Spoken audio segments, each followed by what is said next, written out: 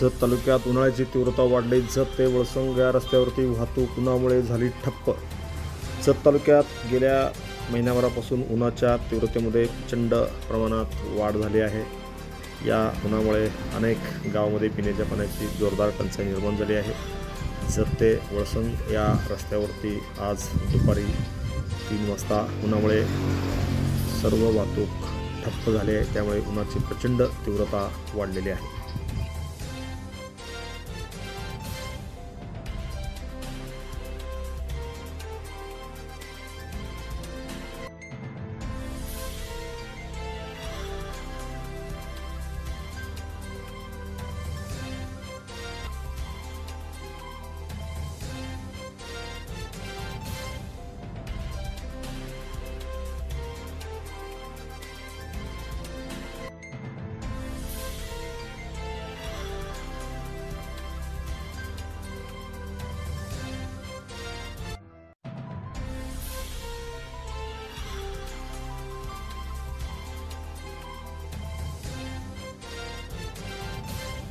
Press the bell icon on the YouTube and never miss another update.